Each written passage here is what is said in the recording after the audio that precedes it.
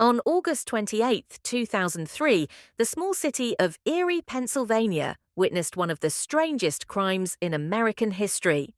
A quiet pizza delivery man named Brian Douglas Wells became the center of a deadly mystery that would baffle investigators for years. A story of a neck bomb, a bank robbery, and a twisted plan no one could fully explain. Brian Wells was a 46-year-old man who lived a simple life. He worked for a small pizza shop called Mamma Mia's Pizzeria and was known for being calm, friendly, and ordinary.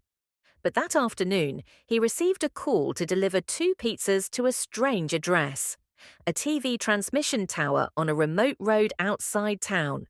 It sounded unusual, but he didn't question it. He drove off to make the delivery, unaware that he was heading into a trap. What happened next remains one of America's most bizarre mysteries.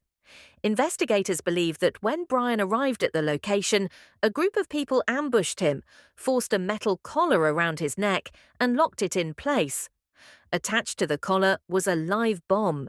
They handed him a set of notes, pages filled with complex instructions, like a scavenger hunt, and ordered him to rob a bank. According to those instructions, if he followed the clues correctly, he might find keys to remove the bomb.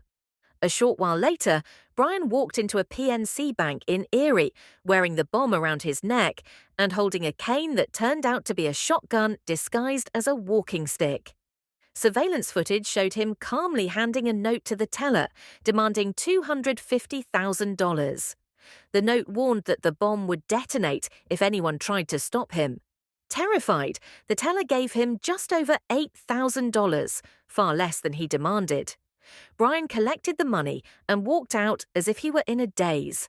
Police were already closing in. Within minutes, they stopped him in a nearby parking lot. Brian pleaded with officers, saying the bomb was real and would explode soon. He begged them to help remove it. The police called for the bomb squad, but time was running out. 25 minutes later, the device started beeping. Seconds afterward, it detonated, killing Brian instantly in front of shocked officers and news cameras. The scene was horrific, and the question on everyone's mind was, who had done this?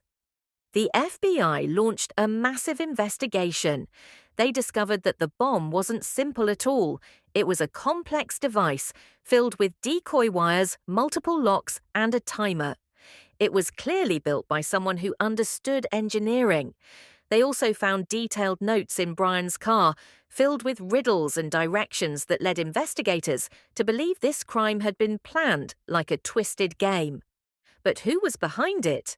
Months of investigation led police to a woman named Marjorie Deal Armstrong, a highly intelligent but mentally unstable woman with a history of violent behavior, and her friend Kenneth Barnes, a man involved in criminal activities.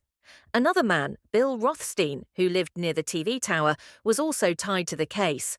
All three were suspected of plotting the robbery. The theory was that they had designed the bomb, planned the robbery, and forced Brian to carry it out, or possibly tricked him into believing the bomb was fake.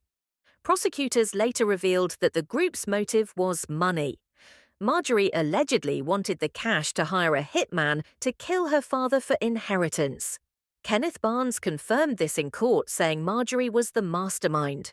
Rothstein, the man believed to have built the bomb, died before he could be charged. Marjorie and Barnes were eventually convicted, but many details of the plot still didn't make sense. The biggest question that still haunts the case is, was Brian Wells a victim or a willing participant? Some evidence suggested he might have known about the plan and agreed to take part, thinking it was a harmless scheme. Others believe he was completely innocent, used as an unwilling pawn in a game he didn't understand.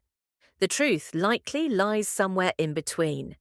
The Pizza Bomber Heist, as it came to be known, became one of the most talked about true crime cases in US history.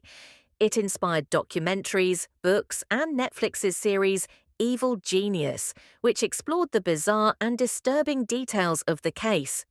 To this day, people debate whether Brian Wells was a conspirator, a victim, or both. What is certain is that on that August afternoon, a man walked into a bank wearing a bomb that would soon take his life, a device built by people driven by greed, madness, and cruelty.